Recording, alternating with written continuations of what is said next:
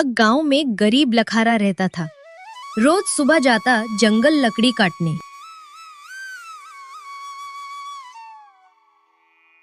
थे अपने मन में सोचता, हे भगवान, आज तो हाथों में ताकत ही नहीं बची। कल भी खाली हाथ लौटा था। बस आज इतना मिल जाए कि बच्चों का पेट भर जाए। वो एक सूखे पेड़ को देखता है और कुल्हाड़ी जमीन पर रख देता है। तू भी कितना पुराना साथी है रे पेड़। तेरी लकड़ी बिकेगी तो किसी गरीब के घर का चूल्हा जलेगा। कुल्हाड़ी उठाकर लकड़ी काटने लगता है। ठक ठक की आवाज गूंजती है। पसीना उसके माथे से टपकने लगता है। ये शरीर अब साथ नहीं देता, पर जिम्मेदारियां आराम कहाँ करने देती हैं। थोड़ी देर बाद वो लकड़ियों का गट्ठर बांधता है। तभी दूर से किसी बच्चे की आवाज आती है। बाबा, बाबा, बाबा। मोहन, बेटा, इतनी सुबह जंगल में क्यों आ गया? बाबा माँ आपको याद कर रही हैं। वो कह रही थी आज घर में आटा भी खत्म हो गया है। हरिदास का चेहरा पल भर के लिए उदास हो जाता है। अरे मेरे बच्चे, तू इतना छोटा है और इतनी बड़ी चिंता उठा रहा है। बाबा, क्या आज लकड़ी ज्यादा मिलेगी? अगर पैसे मिल जाएं तो माँ आज सबके लिए गरम रोटी बना लेंगी ना? हरिदास की आंखें भर आती हैं, लेकिन वो मुस्कुरा देता है।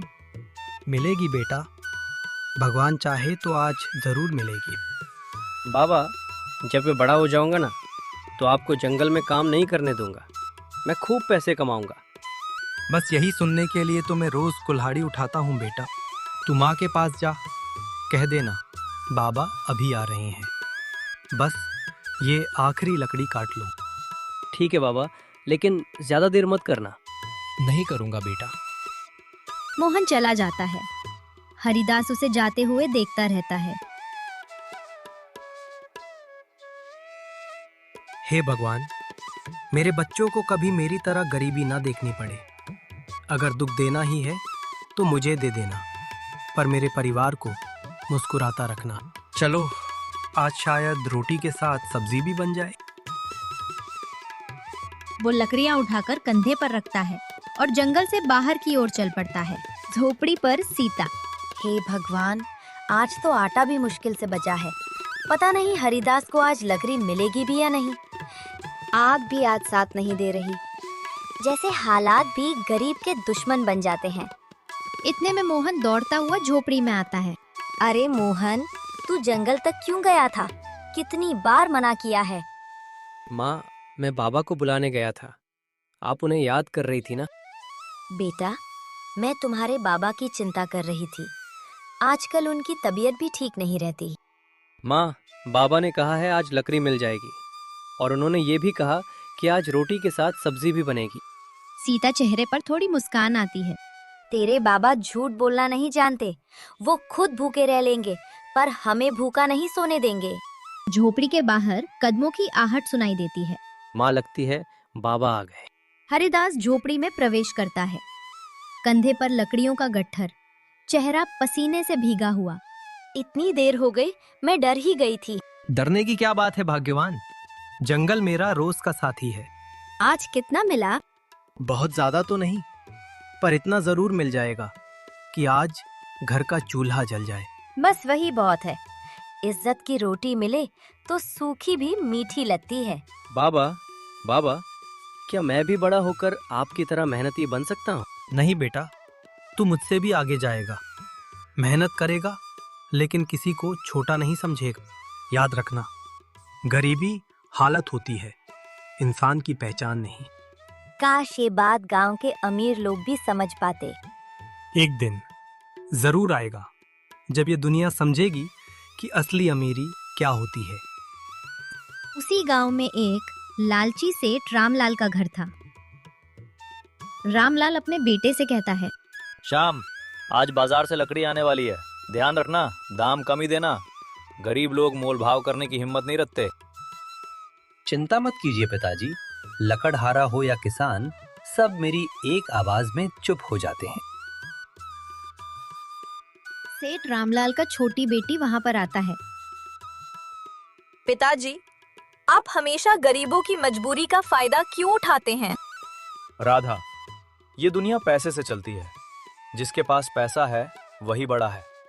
तुझे अभी तक ये सीखने की समझ नहीं आई? पर इंसानियत भी तो कोई चीज होती है। इंसानियत पेट नहीं भरती बहन, लकड़हारे की बेटी बनकर देखो, तब समझ आएगा। राधा कुछ पल के लिए चुप रहती है, लेकिन उसकी आंखों में नाराजगी साफ दिखती है। उसके कदम रुके नहीं, वो सेठ जी की ओर तेजी से बढ़ती है। और क्या यही इंसानियत है कि जो कमजोर है उसे बोला हुआ मूल्य भी नहीं दिया जाए? क्या हमने उनकी मेहनत की कद्र करना छोड़ दी है? सेठ रामलाल पलटकर राधा की तरफ देखते हैं। उनकी आंखों में गुस्सा और थोड़ी चौकसी है। क्या तुझे लगता है मैं बेशर्म हूँ? ये दुनिया कठिन है राधा। मैंने कुछ भी गलत नहीं किया। ये तो बस व्यापार है। व्यापार और इंसानियत में फर्क होता है पिताजी। अगर हम लोगों को अपमानित करेंगे तो व्यापार से पहले हमारी आत्मा मरेगी। शायद तुम ठीक कहती हो राधा। लोगों के साथ इंसाफ जरूरी है। राधा की आंखों में आशा की झलक आती है। श्याम की मुस्कुराहट फीकी पड़ जाती है। तो आज जब लकड़ी वाले आए, हम उनसे सही दाम पर बात करेंगे ताकि उनकी मेहनत का सही सम्मान मिले। ठीक है, आज हम इंसानियत का हिसाब भी सीखेंगे। लेकिन सेठ रामलाल का मन में कुछ और ही चल रहा था। बाजार जाने के लिए लकड़ी अपने कंधे पर रखा खड़ा था। सीता सीता, मैं बाजार जा रहा हूँ। सीता बाहर आता है और कहता है, मोहन का थोड़ा बुखार है, उसके लिए आने टाइम दवा ले लेना। ठीक है सीता। हरदास इतना कहकर चला जाता है।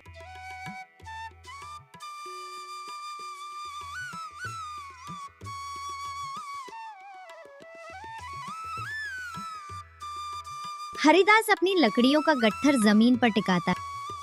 आज अगर सही दाम मिल जाए तो मोहन के लिए दवा भी ले सकूंगा। सेठ रामलाल और श्याम आगे आते हैं। और भाई हरदास, लकड़ी कितने की है? सेठ जी, मेरे मेहनत का पैसा दे दो। अरे लकड़हारे, इतनी लकड़ी के बस इतने ही पैसे मिलेंगे? सेठ जी, मैं सुबह से जंगल में मेहनत कर रहा हूँ, थोड़ा सा ज्यादा दे दीजिए। ज्यादा? तेरी लकड़ी में सोना लगा है क्या? मेहनत का मोल मांगना गुनाह नहीं है। ज्यादा बोलता है। लेना है तो ले, नहीं तो निकल जा यहाँ से। हरिदास कुछ पल चुप रहता है। सेठ जी, गरीब हूँ लेकिन झुका हुआ नहीं। वो लकड़ियां उठाकर धीरे धीरे बाजार से निकल जाता है। मोहन का बुखार बढ़ते ही जा रहा है। मोहन बेटा, तू ठीक तो है ना? तेरी सांस कुछ तेज चल रही है। माँ, मुझे थोड़ा चक्कर आ रहा है। इसी समय हरिदास झोपड़ी में प्रवेश करता है। उसके चेहरे से थकान और निराशा साफ झलक रही है। ये क्या हुआ मेरे बेटे को? दोपहर से बुखार उतर ही नहीं रहा। मैंने सोचा आप आ जाओगे तो किसी वैद्य को दिखा देंगे। हरिदास मोहन के पास बैठ जाता है। उसके माथे पर हाथ रखता है। बहुत तेज बुखार है।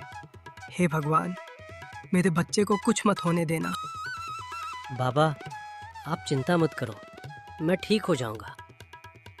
हरदास की आंखें भर आती हैं। तू बहुत बहादुर है बेटा, पर बाबा आज खाली हाथ लौटा है। आज बाजार में भी अपमान हुआ होगा ना? हाँ, लेकिन उससे ज्यादा दर्द आज बेटे की हालत देखकर हो रहा है। अगर आज दवा ना मिली तो हालत बिगड़ सकती है। मैं सेठ रामलाल के पास जाऊंगा। आज नहीं तो कभी नहीं। वो आपकी मदद नहीं करेंगे। आज मैं लकड़हारा नहीं, एक पिता बनकर जाऊंगा। हरिदास शत रामलाल के घर जाता है, रात के टाइम पे पैसे उधार मांगने।